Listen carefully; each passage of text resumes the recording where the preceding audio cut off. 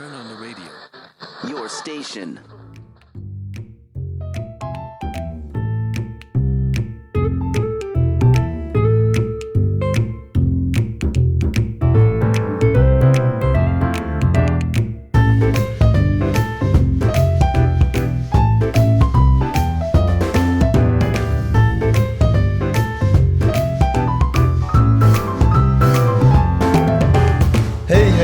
Salut à tous et à toutes, bienvenue sur les ondes numériques dans ce podcast proposé par Anthony Zurawski, votre principal intervenant.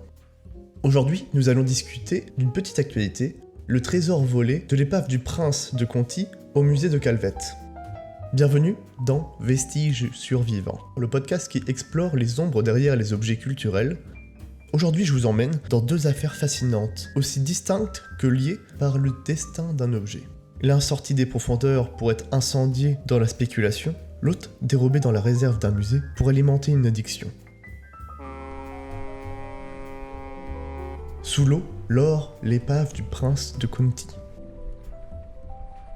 Imaginez un navire français, la frégate Prince de Conti, qui s'apprête à rentrer d'un périple en Chine, cargaison précieuse à la cale, soie, porcelaine, thé et des lingots d'or. Le 3 décembre 1746, une tempête de brouillard l'envoie par le fond au large de Belle-Île en mer. 4 siècles plus tard, l'épave est découverte puis pillée.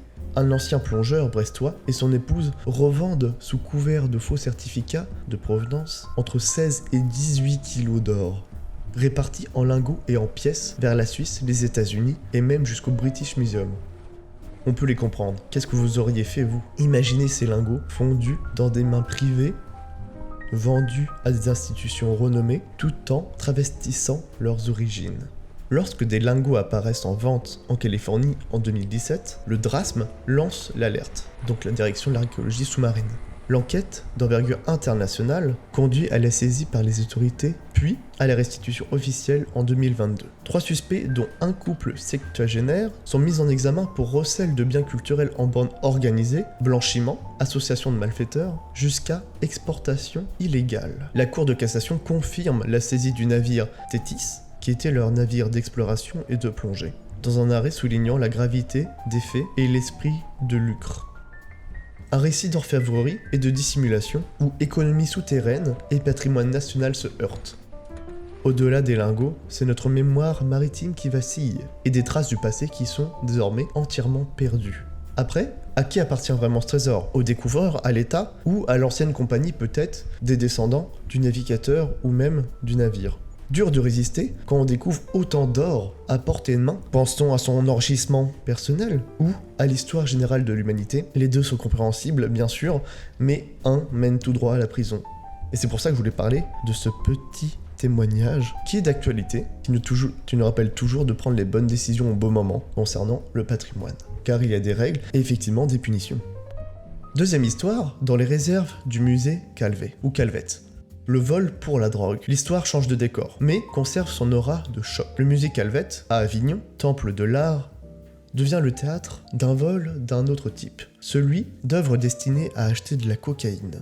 Un employé, un homme discret, passionné, peut-être, mais victime d'un engrenage. Il profite de son accès aux réserves pour subtiliser tableaux, sculptures, œuvres graphiques, donc des gravures ou des textes. Il revend en marge du marché, alimentant son addiction. Il vend ses objets historiques contre de l'argent ou, des fois, contre de la drogue. Pour une fois, les motivations ne révèlent pas du prestige ou de l'enrichissement, mais d'un besoin destructeur, d'une peur irrationnelle toujours plus forte, la dépendance. Je cite un proche de l'affaire. « Chaque euro revendu était un morceau du musée. Un morceau de ce patrimoine arraché, tout ça pour une dose de cocaïne. » La presse conservatrice de la région rapporte des vols opérationnels, répétés, réalisés avec une connaissance intime des collections. Un accès privilégié, une impudence tacite. On a déjà vu le cas avec d'innombrables musées où des conservateurs se servaient directement dans les collections pour des activités personnelles ou de la revente. Ce n'est pas un fait en marge. Dans cette affaire, ce n'est plus le fracas des navires engloutis, c'est la violence silencieuse d'une institution trahie de l'intérieur. Que faire quand l'addiction ronge un agent culturel ? Comment sécuriser des collections ? Des réserves accessibles mais fragiles ? Cette affaire révèle une faille au sein même des musées. La protection du patrimoine ne suffit pas à l'extérieur. si l'on ne regarde pas à l'intérieur. La prochaine fois, je vous conterai l'histoire de ce musée du textile où le conservateur se servait amplement dans les collections pour ses activités mondaines, personnelles et la revente, qui bien sûr s'est fait avoir au bout de plusieurs années de vacances frais payés et de dîners mondains. En tout cas, ces deux affaires si différentes se rejoignent sur plusieurs aspects. Le vol et la spéculation, la valeur culturelle devenant la valeur matérielle, peinture ou lingot, le patrimoine devient marchandise. Le silence complice. Institution, marché de l'art, dépendance, tout favorise la circulation clandestine.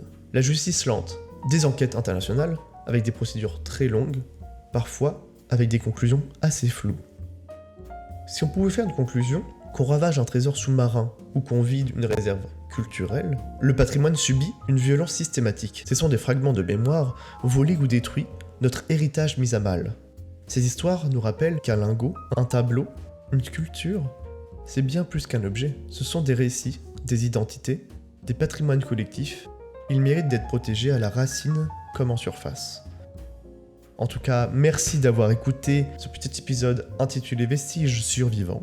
Partagez cet épisode, car chaque objet protégé est une histoire préservée. À très bientôt pour de nouvelles aventures, récits autour du patrimoine en danger, et on se retrouve sur les ondes numériques. Merci de m'avoir écouté, c'était Anthony Zurawski, votre principal intervenant, et je vous dis au revoir, merci.